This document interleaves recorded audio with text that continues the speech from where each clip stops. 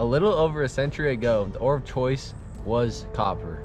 There were even so-called copper kings who controlled most of the copper on Earth. They mined copper because it was what was in demand. All the new appliances coming out and all the new technology that was being developed at the time required copper in wires, inside the components, and in just overall electrifying the world. Now, jump ahead to today. Copper is still very much in demand, but it has been joined on the throne to complete the ore kingdom. Today, I'm going to expose the uses of these ores, how they are mined, and how they have climbed the social hierarchy of ore. If it was a kingdom, copper would still be the king. Everything still uses copper. Electronics, phones, wires, televisions, anything you can think of really has copper in it. Copper is primarily used to transport the electrons around and carry the electricity. But the thing is, you're not the only one who wants this copper. Data centers, both AI and normal data centers, require huge amounts of electricity and copper. For a typical non-AI data center, it requires about 5 to 15 tons of copper.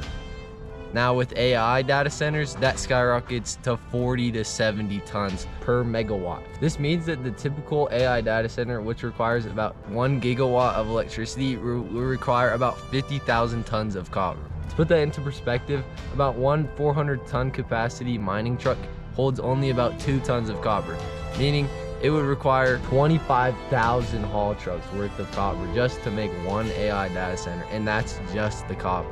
Now, moving on to the mining, it's mostly mined in open pit mines where it is scraped out of the ground and then crushed, and then it's put through a chemical bath that kind of foams it up to the top, and then that foam is skimmed off and then later sent off to ship to be refined into 99.99% pure copper. That is a very quick explanation of it, but you can go look up another video. I'll link one in the description where it explains it way better and way clearer in detail.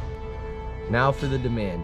The demand for copper is expected to jump 50% from 2026 to 2040. This is likely going to lead to a demand gap, which is going to skyrocket the prices, and the AI data centers are able to pay more for their copper than the average person is. This means phones, computers, laptops, anything that has copper in it is going to be more expensive in the future. Now here's where you come in. You can recycle copper, it's infinitely recyclable. So if you have any copper wire or anything that contains copper like a phone or computer, make sure you recycle it because this will lower the price spike that is likely to come. If copper is the king, lithium is the queen.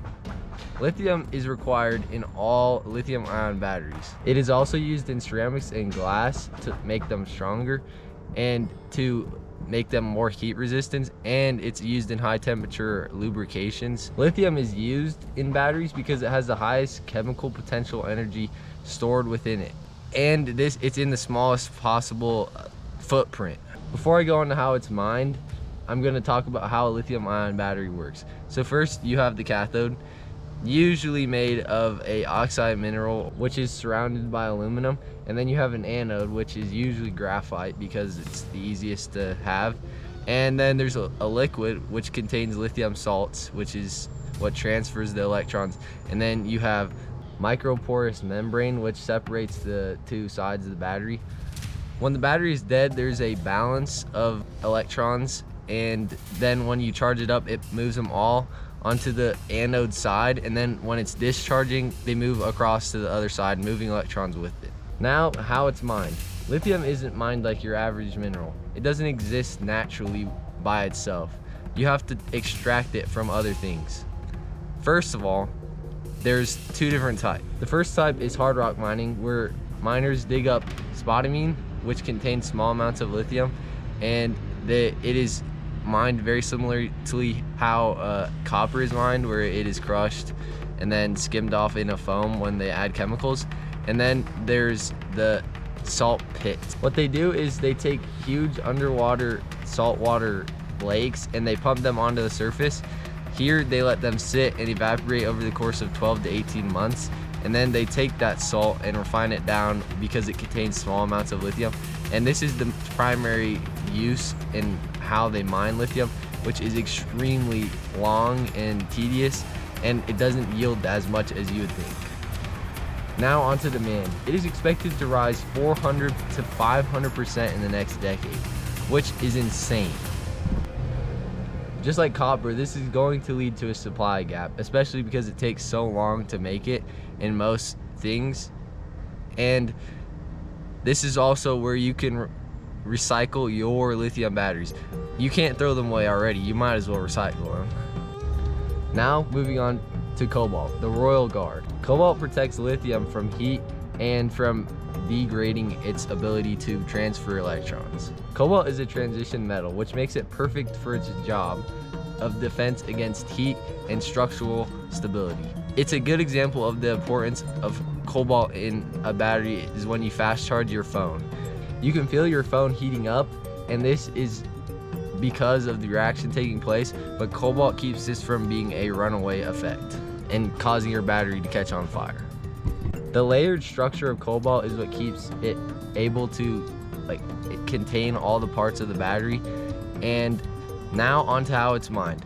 Cobalt is special because it's one of the few minerals that isn't just mined directly out of the earth. It's mined with other things like nickel. It is also refined just like copper because it's actually found within copper mines. So it's mined with copper and nickel, and it is refined in a very similar way.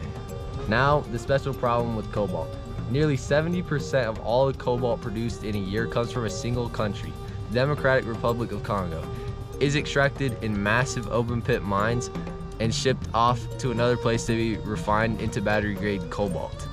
It's also mined through small artisanal mines that are hand dug that people sell, and this is how a lot of people actually make their money. But this comes at a cost. Having so much cobalt in one place creates an insane supply and demand problem. If something disrupts this supply, it's going to cause the price of cobalt to go up insanely high because all it takes is one interruption and 70% is wiped off. Something as simple as a storm could cause this, or even a natural event that happens like an earthquake or volcano. This is why scientists are racing to find and create new alternatives to cobalt because it is so necessary for batteries, and its demand is going to double in the next decade. And you guessed it, it can be recycled. So if you have anything that has electricity in it, you better be recycling so you don't have to be paying exuberant prices just to be buying an electronic. If cobalt is the knight of the kingdom, neodymium is the wizard. Unlike most of the last ores, neodymium doesn't actually have any effect. It's used to create or transfer electricity into a different form, such as mechanical energy, or change it from chemical potential to mechanical energy. When neodymium is combined with another ore like iron or boron, it is the strongest permanent magnet known to science. It is so strong that a neodymium magnet the size of a coin can lift well over 1,000 times its weight. In this modern kingdom, it is also what changes from mechanical energy to electricity, and electricity back into mechanical energy. Inside an electric car, there's a small neodymium motor weighing just a few pounds that can spin at 15,000 RPM, launching the heavy EV from 0 to 60 in just a few seconds. Another use is to spin wind turbines. There are 2-ton neodymium magnets in a single generator that spins when the blades spin on a wind turbine. This converts wind energy into electricity, which is then used to help buffer any energy that's being used. So how's it mined? Neodymium technically is called a rare earth mineral, but it's not actually that rare. There's just not many quantities on Earth that are worth mining because it's very well spread out across the Earth's crust. It's mostly mined from minerals like bastnäsite and monazite in large open pit mines. Once it is blasted and ground into a fine powder, the real challenge begins.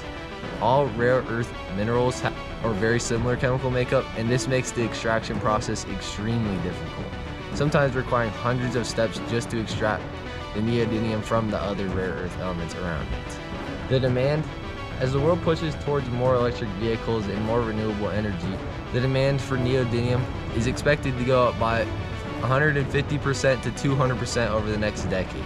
Just like cobalt, most of the places with mines and places to refine it and extract it are in one place, and this is China.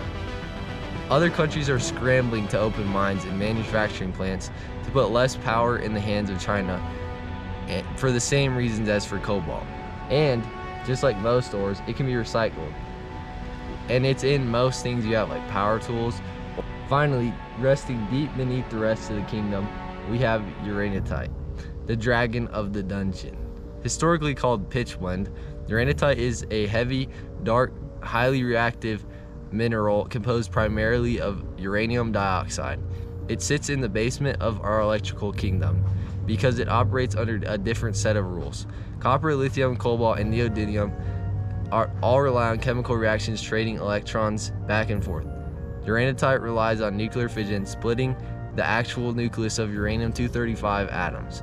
Due to this, energy density in a uraninite is staggering. A single fuel pellet, no larger than the tip of your finger, holds the energy equivalent of 1 ton of coal, 149 gallons of oil, or 17,000 cubic feet of natural gas. Volume to volume, uranium is over 40,000 times more energy dense than coal. It provides a carbon-free baseline power that keeps the lights on when the sun isn't out and the wind isn't blowing. The mining process is also unique. Uraninite is extracted in a few ways. First, the traditional open pit mines or strip mines. But then there's also the in-situ recovery method or ISR. Instead of digging up mountains worth of dirt, miners pump a water-based liquid solution containing oxygen and sodium bicarbonate directly into the sandstone layers. This dissolves the uraninite right into the ground, and the solution is then pumped back up to the surface where it is dried, and it leaves behind a bright yellow powder called yellow cake. This is then shipped off to be enriched. Now for demand. As countries try to move towards more renewable energy sources, the demand is expected to double in between now and 2040.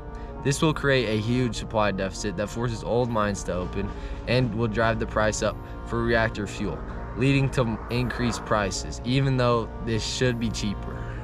This is where I have been saying you can recycle, but I doubt if anyone has uranium. Reactor cores, though, have uranium, and when they reach the end of their life cycle at a plant, they can still be changed chemically through a process called Purex, where facilities extract unspent fuel and turn them into a mixed oxide fuel. This can extract another 30% of the energy contained within. This helps reduce nuclear waste that needs long-term storage. The king is copper. Every electrical component requires it. The queen is lithium, which is important for batteries. Cobalt is the guard of the castle, keeping the queen safe from heat.